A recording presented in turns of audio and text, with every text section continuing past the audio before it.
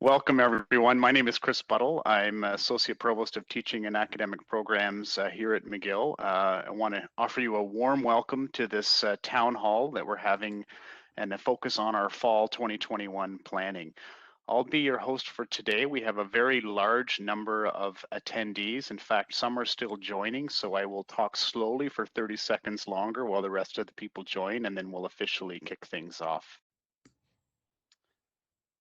Because we have so many attendees, we are using this WebEx platform that not everyone may be familiar with. But with this platform, with this many attendees, the attendees will not have ability to use their camera and they'll stay on mute. But you will absolutely have an opportunity to provide us questions during this town hall. And if you do have a question during the town hall, you can submit this through the Q&A box, which will be visible by clicking on the three dots at the lower right-hand corner of your screen. We've received many questions in advance of this town hall, and we'll do our best to get to your questions. And we also will have a presentation that we'll deliver in a few minutes as well. So to kick things off, I'm very pleased that both our principal and our provost are here today, and both would like to offer a few introductory remarks. So I will now introduce our principal and vice chancellor, Professor Suzanne Fortier, to offer some introductions. Merci Chris et bonjour à vous tous. Merci d'être ici en si grand nombre. On sait qu'on est tous intéressés par le déroulement des choses dans notre université. So thank you so much for being here in large number. Of course, you all know that yesterday across the province, we had a moment of silence to honor the many people who lost their lives due to COVID. And I would like to take a minute here to offer our condolences to all of you who have lost members of your family or close friends due to the pandemic. This is extremely difficult moments for any of us to go through, so please accept our deep condolences on that. Of course, you'll remember that it's a year ago when we had to shut down, close our campus, and move to very different ways of working, of learning, of teaching, of doing research because of the pandemics. And many of you have worked so hard to get us through this enormous storm. It is still not calm sea that we have in front of us, but I think it may be fair to say that we're starting to see the light at the end of the tunnel. And this is even removing our, they call it pink colored glasses, even removing them. We're starting to see signs that we may be able to return to maybe not what it was like totally pre-pandemic, but something that will be on the way to more normal conditions of working and studying together. I think you have seen that we are planning for that. We're planning for a fall 2021 where there will be a lot of activities on campus. We're planning for people to be able to return to our campuses in the fall 2021. And I want to take just a second here to thank all of the people who are doing enormous amount of work to plan for that, because it is complicated. We are still working with conditions that we're not 100% able to predict. And so it requires a lot of work thinking of various scenarios so that we can have dynamic learning environment as well as safe environment for all of us. I'll make a last comment. I think we've all seen in the media many people criticizing governments in particular for not planning enough for this pandemic that was coming to us. I won't comment on that because, of course, 2020 vision is always better than the one we have before. But I will just say this. Now we know, there's no doubt about it, we will be evolving to a different situation than the one we're in now. And so it is essential for us to plan for it. There's no reason for us to not take this seriously, because we know it will happen. And the only way it can happen, and happen in the way that we want it to happen, dynamic academic environment and safety of members of our community is by engaging in this very important planning that is going on right now. So thank you to all of you. Merci à vous tous et merci de participer à la planification aussi de ce que sera à McGill l'automne 2021. Merci, Suzanne. Thank you, Principal Fortier, for those words, and we appreciate very much that you're here today and to welcome everyone to this town hall. Just as a point of logistics, we are getting some notes that not everyone can see our videos. We're looking into seeing whether that's an issue we need to resolve. We're looking into that right now, so stay tuned for that. I will now like to turn it over to our Provost and Vice Principal Academic, Christopher Manfredi, who will offer a few words of introduction as well. Thanks very much, Chris. About a month ago, February 23rd, when I shared the news with our community that confirmed our intention to return to in-person teaching and other activities in fall 2021, McGill was among the first Canadian universities to make that declaration, and we've now seen that others are beginning to follow suit. It's really imperative that we return to campus, but this decision was not taken lightly, nor will it be implemented with haste or without extensive plans established. Many people have asked me, why did we make this decision so early? And I'll say two things. One is last fall, of course, we foreshadowed the decision when we said that fall 21 would not look like fall 2019, but it couldn't look like fall 2020. And now we're trying to see exactly what it can look like. The other reason is we want people to know what our intentions are, and returning to on-campus activity is actually a lot more work than shutting things down. Turning the machine back on is a lot more work than shutting it back on, shutting it off. What Deputy Provost Fabrice Lebeau and Associate Provost Chris Buttle will share today reflects weeks of planning, and it will continue to be refined in the weeks to come, and it will give you a sense of what we're taking into consideration as we think about what fall 21 will actually look like. The plans will ensure that we're well prepared to resume in-person teaching and other university services while protecting the safety of our community. I'm pleased that more than 1,600 members of the McGill community have registered for this town hall meeting, something we would never get in the pre-pandemic days, so there are some silver linings. Your presence today speaks to our community's enduring investment in the mission and operations of our university, for which I and the principal and other members of the senior administration are so appreciative. I know we can count on your continued collaboration, which will be essential as we transition back to on-campus activity. And I echo the principal when I say that I very much look forward to welcoming everyone back to our campuses in September. So I'll turn it back over to Chris and Fabrice. Thank you very much. I think as some of you have indicated, thank you, Provost Manfredi, for those words. Some have indicated that you're not seeing the video feed for the presenters, and I would like to request, please, that if the attendees of this session can turn off their video cameras, stop your video cameras, because they will not work anyway because we don't have that feature enabled. And if you shut off your video cameras, you will see the presenters cameras, and we'll be able to project our presentation. So again, I would like to ask people to turn off their videos, and I'm just going to wait about 20 seconds or so, and then we will hopefully have our minor IT issue dealt with, and we'll be able to get started.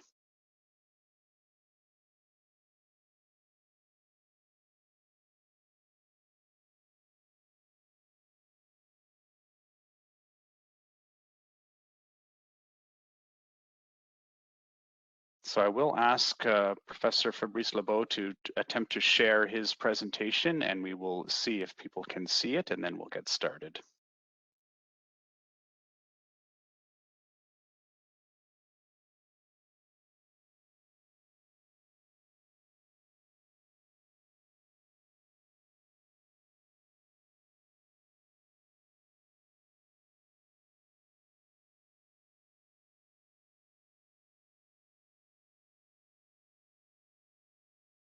Okay, I think the sharing is on, so I'm very much hoping that this is working.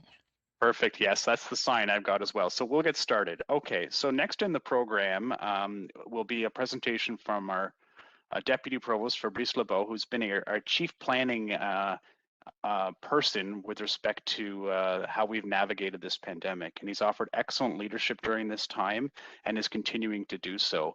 And behind Fabrice is a large planning team, and many of you on the call have also been involved, and we thank you for the help with this.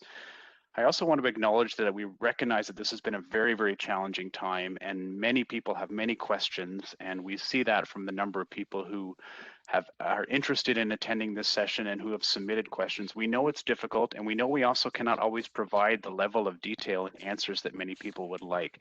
But the goal today is to give you a perspective on the fall planning, and we're going to do our best to address many of the questions that have been submitted beforehand or that are coming in through the Q&A right now with respect to this particular town hall.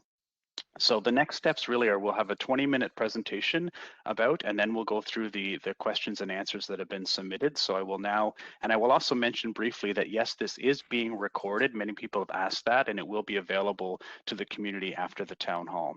So I'll now pass it over to Deputy Provost Lebeau, who will take us through a presentation. Thanks a lot, Chris, and so thank you for everybody for joining today. The idea of this presentation is to run you through the background that led us to the announcements you've seen 2 weeks ago and all the planning that is ongoing for fall 2021. Going to the first slide I have here, this is really a slide that reminds everybody of the priorities that we have when we do these planning exercises, and these priorities haven't changed since the beginning of the pandemic. So we're always planning with health and safety in mind as our top priority. Another priority we're looking at is the continuity of our core academic mission. So that means mainly the student learning experience and research. And finally, we're also, of course, very mindful of sound HR and financial practices for the university. So again, this is something that hasn't changed since the beginning of the pandemic. To start off the presentation here, I just want to run you through a bit of a sense of the different things we have seen in the last year of this pandemic. And so on the slide here, you see that I'm trying to visualize that with my double arrow from left to right. And at the left hand, it's the scenarios that are the worst scenarios we have seen. And on the right hand side of the slide, it's the ideal scenario, the back to normal, there is no pandemic anymore kind of scenarios. And what you see on the left-hand side, the worst possible scenario is the deep red zone, as we have seen in this province in November, December, beginning of January, I would say, where as a university, the only thing we have been able to do in terms of teaching is offer what we've called Tier 1 in-person activities. These are the teaching activities that can only be done in person, like clinical teaching and things like that. What I've also put on this slide is a visualization of the alert levels that have been defined by the province of Quebec here, by the local government. And there's basically 4 colors. There's red, orange, yellow, and green. And as we've learned living through the last few months, there's actually shades of each of these colors in terms of the actual directives we get from the government. I will note 2 things about this. The first one is that the green level for at the provincial level, this green alert level is still a pandemic level. It's just not completely back to normal. It is really a managed and managed pandemic that is under control. As of today, beginning of March, we are roughly in the red alert level and slowly moving to the orange as we can hear from the news. So that's looking back at what we have seen, and that's, I think, very informative to look at the future. If I now try to project everybody 6 months in the future at the beginning of fall 2021, what is it that we're going to face at this point in time? And I think it's interesting to visualize that that, again, on the same sort of double arrow with the very bad possibilities on the left and the very good possibilities on the right. The very bad possibilities, I mean, the worst case scenario, the doomsday scenario for a beginning of September is that we're really in the equivalent of a red zone. So that means there may be at that point in time a third wave that is not under control. There may be a new variant that is resistant to vaccines, etc. So it's pretty clear in that case, if we are there, the only kind of things we would be allowed to do on campus would be the essential activities. If I'm just transporting myself to the other end of that possible continuum of scenarios, there's an optimistic scenario on the far right, which says, well, there's maybe everything is nearly back to normal. There's not even distancing left, and we're sort of out of the woods with the pandemic. As we're thinking about fall 2021, we have to take into account this whole range, this whole continuum of scenarios. So the way we think about this, we look at the drivers into our planning process, and we have tried to classify them into a few buckets here for ease of presentation and discussion. And let me go through each of one by one. The first one I have is a vaccine efficiency. As we continue getting more data from vaccination campaigns, we will have a better sense of the efficiency of vaccines in terms of preventing transmission, and all signs are positive for now in terms of that part. But we also have a better sense of how good the vaccines are at fighting variants, and that's where some uncertainties remain, and we keep a very watchful eye on it. The second bucket of drivers here is vaccination rollout, because it's nice to have good vaccines, but if nobody is vaccinated, that doesn't help very much. So the speed at which people are going to be vaccinated locally here in Quebec, in Canada, so at the level of the country, but also internationally, will put us in very different situations in terms of the measures that still need to be applied come September. Not tomorrow, but come September. The case trends, of course, we keep an eye on the level of community transmission, but also the number of cases that are positive but turn into hospitalizations and in load on the public healthcare system, because we know that one of the drivers for the government deciding to roll back on a lot of activities is when we reach capacity in our public healthcare system to treat individuals. Testing is also a big one. So if we have larger testing campaigns that are made available and put in place, either private or public, it may allow for a higher density of activities in the society in general and on our campuses also. The government directives, of course, what feeds into the government directives is everything I've talked about, but the government in Quebec will impose different directives and restrictions that, of course, we have to abide by. And on top of that, there's also specific directives for universities that are typically issued by our Ministry of Higher Education. Travel restrictions, I think it's pretty obvious that they have a direct impact on the ability of members of our community, especially international students, to be physically in Montreal in September. But also these restrictions have an impact on a lot of things we do at the university. I mean, fieldwork, exchanges, the research that entails traveling. So all these things are impacted by travel restrictions.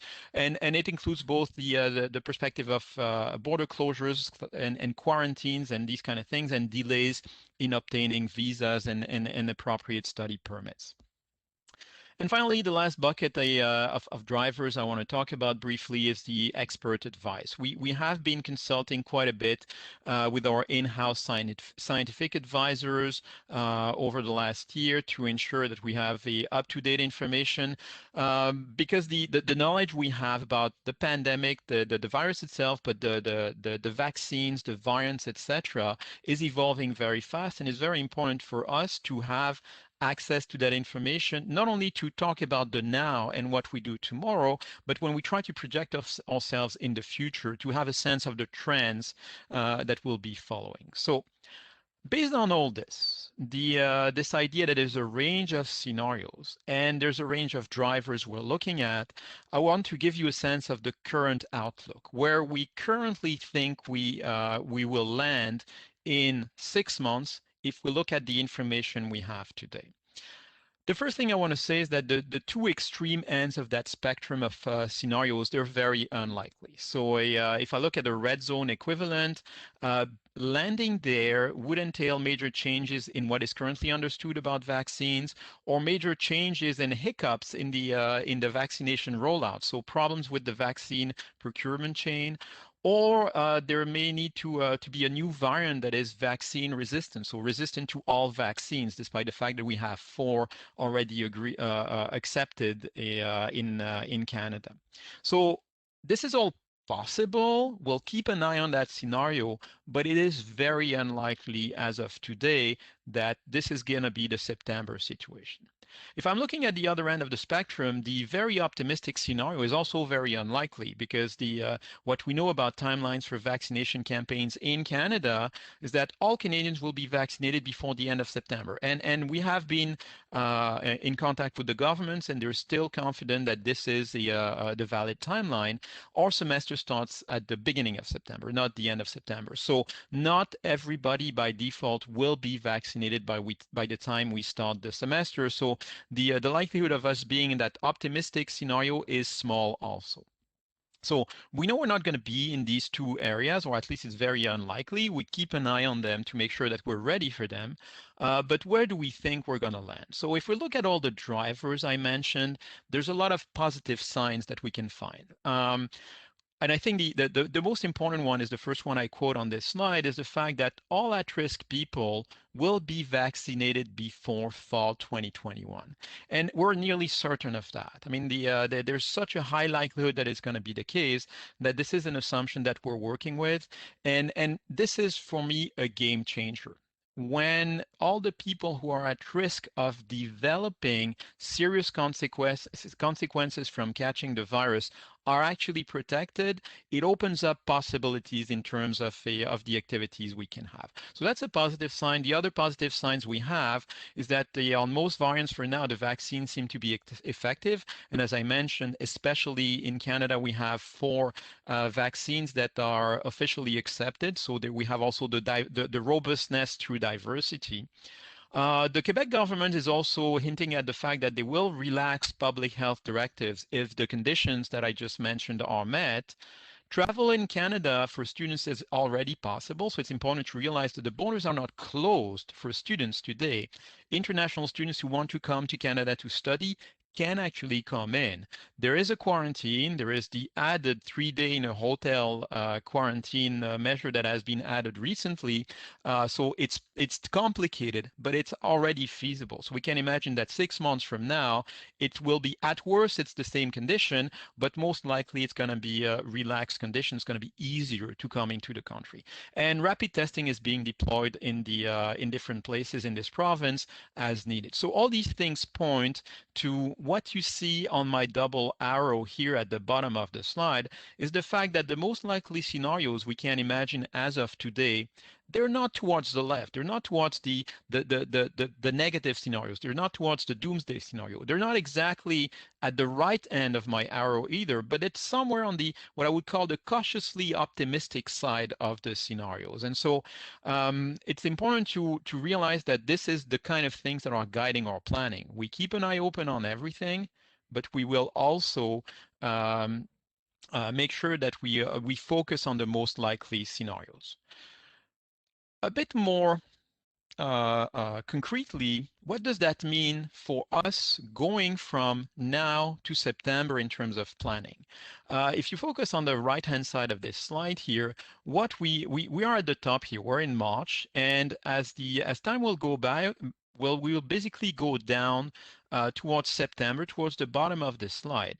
What we're starting with is a lot of scenarios, and we will keep these scenarios because we want to make sure that we have the flexibility we need in that in the planning we're doing, and we're ready to adapt to the conditions that may be the conditions we see in September. So there's a lot of scenarios at play, but as time goes by, we will basically use that sort of funnel effect where we'll down select which of these scenarios are actually the right ones to continue targeting as we get closer and closer to September to finally end up with the details of exactly what's going to happen come September 1st on our campus.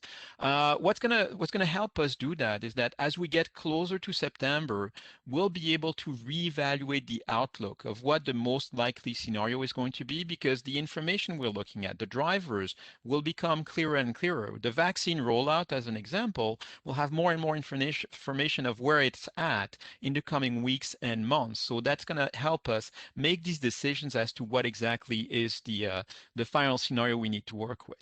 The other thing, of course, that's going to drive us is that some windows of opportunity will close. So some scenarios will simply not be possible after a certain deadline, and we'll meet some deadlines internally also. So once all our students are registered in our courses, for instance, it's not easy to reshuffle everything. And so we're sort of we're in that at that point where it's clear that the schedule of the courses will not be changing anymore. So this is the kind of approach we're trying to have, is that funnel approach where we keep as much flexibility as we can, as long as we can, to make sure that the final solution is the most adapted to the reality by the time we reach September. And so that also means that the scenario we finally have in September is a safe scenario for everybody that allows us to be as much as we can in presence. Very concretely, it means for us in terms of planning that we're keeping 5 scenarios for now. And this table, and I realize there's a lot of information on the table. Don't try to read everything. I'm just going to run you through a few of these of the items there, and the presentation is going to be available. So if you want to read all details, all the details you can do that later on. My 5 scenarios are a column in this table, each of them, and so they go from left to right in the same way, from going to very, very pessimistic to very optimistic. The first scenario on the left is what I call the red alert equivalent, and that's really the doomsday scenario I was talking about before: lockdown, work from home, potential curfew, etc. If I'm looking at the other end of the spectrum, the optimistic back to normal scenarios, what this is exactly the opposite end of the spectrum. We're nearly back to normal. These are the 2 unlikely scenarios at the end, the respective ends of the spectrum I was talking about. In between, that's where it gets more interesting. I have 3 scenarios: one that I label pessimistic, one that we label realistic, and the final one here is realistic plus. As of today, you see from the slide that the realistic and realistic plus scenarios are the ones that are the most likely, and they're really the focus of attention right now, because we think that's where we're heading. It doesn't mean that we're not going to keep these 5 scenarios alive as long as we need to, but the focus should really be on the realistic and realistic plus as much as we can for the time being. This big table here gives you a sense of draw a very broad picture of what the situation is in terms of the pandemic that is assumed for each of these scenarios. And so if I for instance, take you through the realistic scenario, it would be a case where the government would say most activities are allowed, but let's limit the non-essential gatherings. In terms of vaccination, all at-risk people will be vaccinated, and a sizable percentage of general population would also be vaccinated by September. The variants, by the time we reach September, would have no major impact on the on our situation anymore, and the distancing may be at 1 meter, not 2 meters like we're doing now, but 1 meter. And this is the distancing that is that we see, for instance, in a lot of European countries. This is also a distancing where the transmission, well, 80% of the transmission is avoided at 1 meter. Sorry. In a situation where all at-risk people are vaccinated, well, this may be a very reasonable level of transmission and a level of distancing that we can live with in September. Gatherings would be limited to essential gatherings that are of limited size with distancing.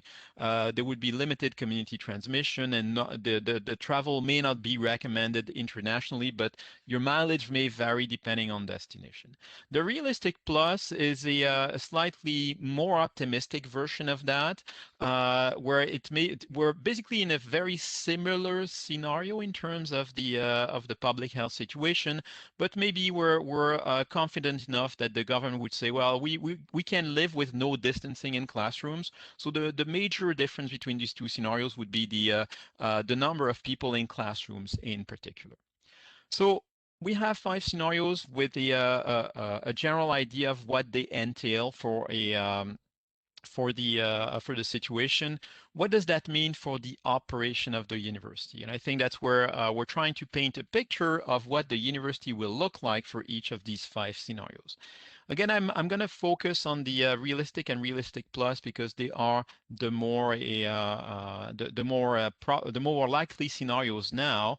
And that first row here in the table is talking about what we do for teaching. And it really echoes the message that came out 2 weeks ago about what the semester would look like at McGill in September. In these scenarios, we will have general teaching that is mainly on campus with some components that will be remote, and that it will include, for instance, lectures for classes of more than 150 people and the possibility of 1 meter distancing in the classrooms. Note that the main difference with the Realistic Plus scenario, which is slightly more optimistic, would have no distancing in classrooms. Of course, the essential in-person teaching, the clinical type teaching will be done on campus. The exams and defenses, there's many possibilities here, but they could be remote, they could be in person, depending on our capacity in our rooms, but also on what the instructors want to try out and what they prefer.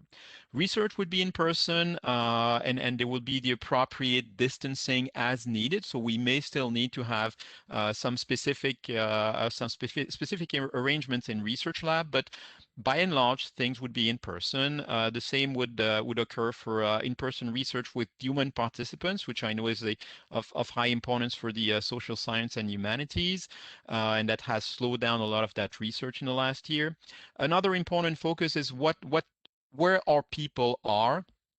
In terms of our faculty and staff. So for the Realistic and Realistic Plus scenarios, we're really looking at on-campus presence with potential local assessments in the units and the offices to figure out figure out how to make sure that there's a 1 meter distancing that is respective if it's still the case at that point in time. But again, by and large, back on campus. And finally, the last row here has TBDs, and that's really related to the anything that is events and extracurricular activities. And the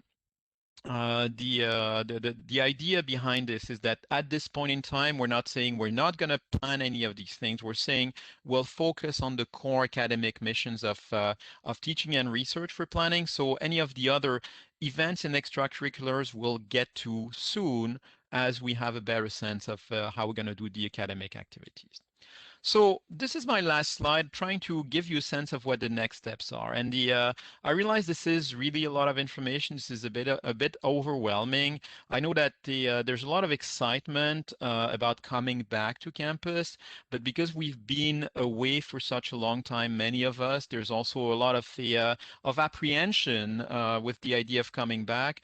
The whole idea of this presentation is to hopefully show you why we're confident that the planning for the mostly in-person scenario is the wisest planning strategy now, and also the most likely scenario for the fall, but also to make sure that you understand that we're keeping an eye on the whole spectrum of possibilities here. So we're not just saying it's gonna be that way in September. September is 6 months from now.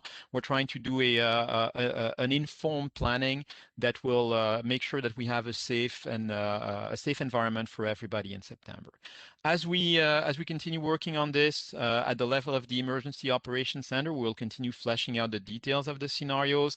We will establish the detailed decision timelines, and when we have milestones and deadlines to make decisions, we'll make sure also to have monthly community updates, because we realize that we're giving you a lot of scenarios today. What you would like to know is what's going to happen in September. And as every time we make decisions, we'll make sure that we tell you what decisions are being made, and we'll at least give you a monthly update on the scenarios that are still in play and what we see, what is the update on our outlook for September.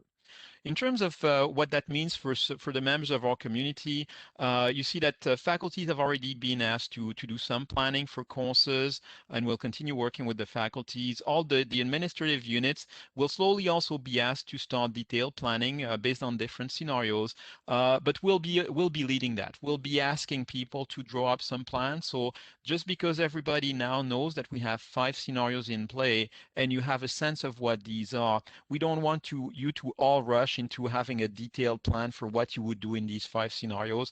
We want to make sure that we do that in a consistent and coordinated way. So we'll reach out to make sure that when it's time to plan, we'll ask you for your cooperation in the different units of the university. And as I said, it's still premature for now to plan for non-academic activities. But as soon as we're ready for that, we'll make sure to reach out, including to student groups, to plan these activities. So I'll stop the presentation here. I think we'll be able to jump into the questions about all this. Thank you very much, Fabrice. And I might ask you to leave your presentation on, so people might be able to view that, and perhaps the previous slide to this one may be appropriate. And just for everyone else, I know not all of you are able to see our faces with the video. I've been told that if you click view, uncheck participant video, and then recheck it, it might actually work for you. We apologize for that. This is a very popular event, and I think most people are able to certainly hear and see the presentation, but not everyone can see the panelists. So hopefully that will work with some of you. So again, thank you, Fabrice, for the overview of the planning. We have a lot of questions. We're going to try to get through as many as we can. And Fabrice and I will share the duties in terms of answering the questions. And I think I will start because the first questions relate to expectations of students on campus in the fall. And the question is, is it mandatory for students to be on campus in the fall? Some of us are international students and need to sign leases, and there's a lot of logistics around planning with respect to coming to Montreal for the fall. And the answer here is that as per the Provost message in February, we are returning to in-person activities to the full extent possible. So there is an expectation that students and instructors would be available for these activities in the fall. And I think, as I've seen in the chat and as some of you have talked about, are we also going to have some possible learning and activities that remain online? And the answer there is yes, but what we're really trying to do is get back to most of our academic activities to the full extent possible in person. And so we really wanted to be clear on the expectations of this for the exact reason related to a lot of the logistics associated with people that do have to make decisions about returning to Montreal. The next question is, how will it be safe to have more than 600 students crammed into Leacock 132? Will there be remote alternatives? Will all in-person lectures be recorded? So that's really a set of questions around the larger classes and the idea of high densities in some of our classroom spaces. For the planning for the courses, what we're doing right now with faculties is saying for all the large classes, rest assured, we recognize that having 600 people in a classroom is not a realistic approach with respect to the fall planning. So larger lectures will be delivered using remote delivery, but other kinds of components of those classes will be offered to students in person. So there will be some lectures that will be recorded and some material that will be available to students through online resources, but there will be other activities that will be in person. And the other question I think I'll answer before I go to the next set is about hybrid classes. And I've actually seen some questions in the chat today as well about why aren't we doing all hybrid classes? And I think one person asked whether we can't do something like other universities are doing with respect to hybrid. And I just wanted to be clear on a definition here. Most universities are not doing what is truly defined as hybrid classes. A hybrid class is one in which students are both in person and remote at the same time, taking place in a synchronous learning activity at the same time, both remote and in person. That is technically very, very challenging to do. It's difficult to teach, and it creates really difficult context for the learners who are in those different spaces for that activity. What most universities are doing, and what we're doing as well, is what we might call a blended learning opportunity, where there might be some course components that are online and other course components that are in person. And so students will go to one or the other, but not at the same time, if that makes sense. So what I mentioned before about lectures, absolutely some lectures will still be offered through remote delivery, but there'll be other activities that will be offered in person. And we are looking at our capacities of which classrooms have lecture recording systems and whether we're going to have additional lectures that might be able to be recorded so that there is a remote alternative, but that's not the default. The default position is for all the smaller classes. The default position would be in-person academic activities. So that's a long answer, but essentially wanted to clear up some of the confusion around the terminology and just to make it clear that we are expecting many activities to be in person, with the exception from a planning perspective. We're proactively planning the larger lectures would be offered through remote delivery. The next theme of questions relates to vaccines, and I'll address these to Fabrice, and he'll answer those. And this is the questions related to whether or not there'll be a requirement that members of the community will have vaccines before they come on campus. Will McGill have its own vaccination center? Will international students be able to get vaccinated in Canada? So maybe Fabrice, you can talk a little bit more about the vaccine outlook, and we can take all those questions at once. Yeah, and I see there's quite a few others related to vaccination that are showing up in the live Q&A here. So we don't anticipate that there's going to be a requirement to show proof of vaccination before coming to campus. If you're following the news, there's a huge debate around whether or not to impose a vaccination passport or some proof like that in Canada and other places. Whether or not it's going to be the case by the time we reach September, I think it's anybody's guess, but the likelihood, I think, is reasonably small. I will also repeat one thing in terms of vaccination. Again, the key component in most of this is that we know with almost 100% certainty that all the at-risk people will be vaccinated before we start the semester, so fully vaccinated, which means that the inherent danger to individuals is going to be much reduced. So having a mixed population of vaccinated and non-vaccinated people is not at all the same case as being in person today. It's going to be a completely different world in 6 months.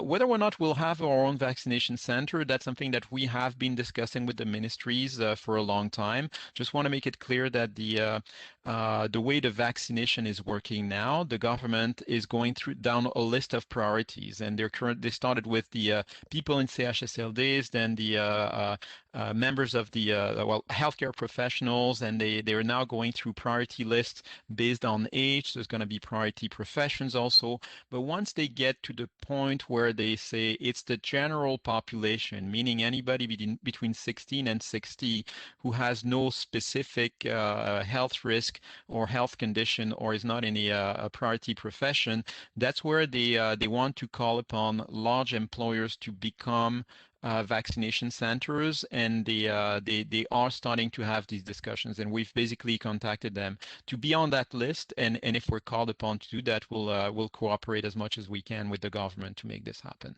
In terms of the international students, all the indications we have is that the international students will indeed be able to get vaccinated in Canada. So currently, what we know is that the vaccination is offered to anybody who is legally in Canada. Of course, we haven't had a lot of attempts of international students with study visas to be vaccinated because simply they're not in the age range usually that is being vaccinated. So we're keeping an eye on this one and making sure that as soon as we have a final definite answer, we'll let everybody know. Thank you. There's another question related to international students, and this is with respect to possible delays in permits and other delays for international students. And I wonder if you could speak a bit about possible contingencies there, and also whether or not the question of the costs related to a quarantine time in a hotel. Well, so the in terms of the delays in documents, I think one of the things we've said since the get-go from for students who are registered this year or international students is to start the process as early as possible. So hopefully a lot of our returning students, the students who will be in their second year, are already have their papers in order. We know there's delays now in the processing centers. All universities in Canada are actually lobbying the federal government to try and get a collaboration there where we can speed up the process for international students, exactly in the with the idea of being ready for September. So that's in the works. So I think there's some hope there that we'll be able to resolve a lot of these problems. In terms of quarantines, yes, indeed. Currently, there is an added quarantine requirement of 3 days in a hotel, and it's been in the press. There's been a number quoted in terms of the associated cost of $2,000. In practice, we've seen that it's actually lower than that for most people. It's more on the order of 900 to 1,200. That being said, McGill has put in place through the Scholarship and Student Aid Office a bursary program, a bursary program for students in financial need for whom it would actually be a barrier to coming to have to pay for this. So that's something that we're taking care of through that program. Great, thank you. I have a question about, we're getting quite a lot of questions from staff with respect to progressive return to campus and what this might mean, especially because some people feel that the work from home arrangement works for them. And I wonder if you could speak a little bit around what that might look like as we get from the summer into the fall. So I think let me first talk about the fall, because this is what the thought experiment we're having together today is projecting ourselves 6 months from now.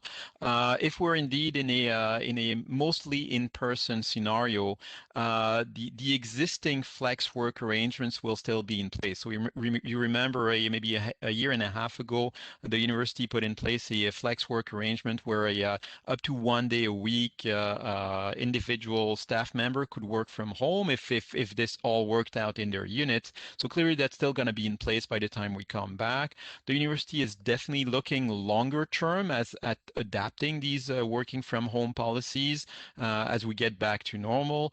And so that's the picture for September onwards. For the progressive return to campus from today to September, hopefully the situation will be improving at a pace at which we can slowly consider bringing back people. And the idea behind that is that it would be very complicated for a lot of people and very weird from a psychological perspective to be everybody at home on August 30th and boom, on September 1st, all of a sudden everybody is back on campus. So this idea of coming back progressively and getting used to coming back is something that is on our mind for the next few months.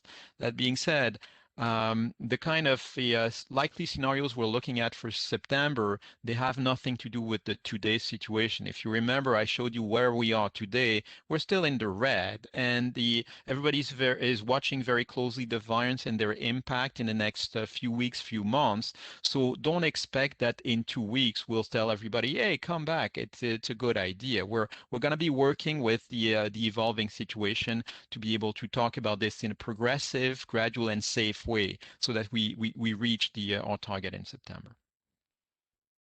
Great, thank you. We have a couple questions that have come in related to assessments, and some people are wondering about in-person exams. And as we know, this term and last fall, most assessments and exams were done remotely. When we look to the fall term, I think it's likely going to be a combination. That's probably where we'll land. I think the idea of 1,000 students sitting in the field house writing final exams is not a likely scenario, but certainly the scenario of some smaller assessments being done in person is reasonable. And as is on this slide as well, we are thinking of developing some sort of assessment or testing hubs that are set up in a way that's safe and properly arranged so that there can be some coordinated places where there might be able to be some in-person exams that are done. Another question that we got relates to students asking about how they might manage if there are some lectures that are available through remote delivery and other experiences that are in person. How are you going to manage getting through a day when you have these different kinds of activities over the course of a day? And I think many people are aware that we currently have the library open for study spaces, and that will certainly continue. And there's also something that we've called flex spaces, and these are spaces that students can go to and do more noisy kinds of work, which may include watching and participating in a lecture. And that is certainly part of the planning for the fall as well, is to look to these kinds of spaces to be sure that there are options for students who are on campus and have to spend a bit of that time following a lecture that might be done through remote delivery.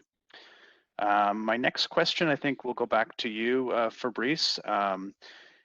If we envision, a return to more in-person and activities in the fall, and then things become bad again with respect to the pandemic, what might happen at that point in time? And I wonder if we could talk a little bit about that more advanced planning after we get to the fall. Well, so the idea of having to go back to full remote, again, looking at the slide you have in front of you, having to go to the red alert equivalent, it's always at the back of our minds. Again, in September, come September, the likelihood of this happening is much lower than it could be now, for instance. But it's always a possibility, and so that's always a scenario that we're running in parallel. How do we manage this? And we know we can do it. We've done it in the past. A sudden pivot like that, it is very unlikely to happen in the fall semester. That being said, the same question goes with, hey, what happens in a month or in 2 weeks if it happens? I think we're also ready for that. As we've said before, we have our tier 1 level of activities. We've added a layer since the beginning of February. If things go really bad, we can remove that layer, and that's the flexibility we're always trying to have in our planning. Thank you. And we realize how much engagement we have in this town hall. Thank you all for the questions, and we're doing our best to get through them. Again, this session is being recorded and we'll make it available afterwards. And we still have quite a few minutes left, so we'll keep going with the questions. We have questions related to concerns about people who may be more vulnerable to COVID. So the question is, I'm a faculty member and I'm caring for someone who's vulnerable to COVID. Can I teach remotely? Do I have to teach in person? And then I have a related question from a student. So maybe we'll have you take the first one, Fabrice, and I'll address from the student perspective. So I think what we really want to keep in mind, and I realize it's very hard to do that today, given the situation we are in the province and across the world. What you have to keep in mind is 6 months from now, the vaccination campaign will have made a world of difference. And that world of difference, I'm going to repeat that, is the fact that all at-risk individuals will be vaccinated. So your close ones that you're caring for and who are indeed vulnerable to COVID, they will be protected by the time we reach September. And if you yourself are an individual who is in this position, you will have been protected by vaccination by the time we hit September. So I realize it is extremely worrisome today, and the people have a lot of concerns around that. But if you project yourself 6 months from now, I think it will be a different world, and we collectively, not just Miguel, the whole society will be in a different place. Thanks, Fabrice. And the question from the student is similar, right? I have an autoimmune disease and I don't feel comfortable returning to in-person class. Can there be a remote option for fall 21? So I'll repeat something I said earlier, and actually that one of the questions in the chat came up as well. There is an expectation that there will be in-person teaching for students. So the expectation is that people will be available on campus for teaching and learning. Absolutely. I wanted to be very, very clear with that. Now, that being said, there might be some remote alternatives, but that's not going to be the case for all classes. So, and I think the other point that Fabrice just mentioned with respect to at-risk people being vaccinated, this is also true from the student perspective. If there's a student that has a particular vulnerability, they will have access to a vaccine before September starts. Now, if there are particular cases where there needs to be additional kinds of academic accommodations, we'll certainly work with the faculties on this and have a look at our existing accommodation processes and and see if any adjustments are required. I think we all recognize that this current academic year, there's been a lot of flexibility and openness to finding reasonable accommodations for students and other members of the community that are struggling. And of course, that's part of what we do all the time. But we'll certainly look at that as part of the fall activities. The next question is about social connections. So we know a lot of students are asking questions about Frosh, and you've actually been very, very clear in the presentation, Fabrice, about the fact that extracurricular activities, we don't yet have a plan with respect to when those might start again. But maybe you could speak in generally about how that might actually unfold, even if it doesn't start right at the start of term, maybe later in the fall, what that might look like. Yeah, and I think I realize I've been very clear about the fact that we're not focusing on on these other activities today, but it is part of the planning. And so in discussions earlier around this with some of the student associations, what I mentioned is that what we will do as part of a much larger and more elaborate planning matrix that we're developing, there's going to be Frosh. There's going to be the orientation week, etc. And we'll take a look at what this looks like for each of the scenarios and work with the corresponding student associations to understand deadlines with which they have to work. So always with this idea of keeping the flexibility. We don't want to run past the planning deadlines and then, for instance, tell the student associations that they can plan Frosh on August 15th. We want to make sure that we have decisions that make sense with these timelines and think about the risk-reward balance to get there in terms of the amount of work necessary to plan and the likelihood that the plan will actually be used. So that's part of the work we'll be doing in terms of planning. It's definitely not ignoring all these events and extracurricular activities. It's just that for now we're really focusing on the academic side. Thanks. And we're just about at 1 o'clock. So just a couple quick reminders. And I said it before, but I'll say it again. This is being recorded. And I think as Fabrice mentioned as well, we are going to do regular updates to the community through different techniques. There might be additional town halls, but there'll be other ways and other communications that will continue to keep the community updated on what the fall planning is looking like. I'll maybe take one more quick question and then I'll let Fabrice have a few concluding words, although we're pretty much out of time. This question is for graduate students. Will PhD oral defenses be in person? And I know we sometimes tend to focus on many of our undergraduate programs, but of course graduate students are also top of mind with respect to the planning. And the question about PhD defenses is an interesting one because we've actually seen that the web conferencing tools have allowed external members to attend defenses very effectively through web conferencing. So I think it's a good example where there might be some options for a hybrid model. I talked about hybrid earlier in the presentation, that the hybrid model for PhD defenses might be something we can continue to look at in the fall. We'll work very closely with GPS with respect to that. So for now, the answer is maybe, and we're going to see as the planning unfolds. So Fabrice, any last thoughts on things that you'd like to say before we wrap things up? Well, I'll go back to one of the things I said earlier, which is we realize it's a lot of information. We realize it's a bit overwhelming, and there's worries about what the situation may be because we've all been in this weird world for a year now. The whole idea behind this planning exercise and the journey we're taking you on for the next 6 months is to include you in in this and make sure that you're on board with the same idea that I outlined earlier. The reason why we keep all these options open is to make sure that we land on the option that is safe in September. Currently, we're very confident that the realistic and realistic plus scenarios I was talking about are the right ways of planning. We've validated that with the Direction de la Santé Publique here in Quebec, and I think they've confirmed that this is the right path for planning. I understand it is difficult to imagine ourselves 6 months from now in that different world I was describing, but that's, I think, is the reality we'll be facing.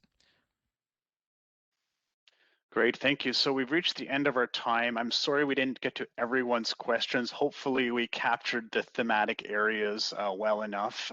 We really appreciate you being here with us today, and I'll just see if the provost has any last concluding remarks. I see his camera's on there, and we'll see if he wants to say anything to close us out. I think you're on mute. On mute. I'm off mute now. I just want to thank everyone for attending, for your attention, and just keep your eyes open for the updates as we go through all of the options and provide you with more and more information. Wonderful. So thanks again, everyone, and we'll sign off now, and really appreciate you being with us today, and hopefully we address some of your questions, and we'll keep in touch in the coming weeks and months ahead. So thanks, everyone. Have a nice afternoon. Thank you. Thank you.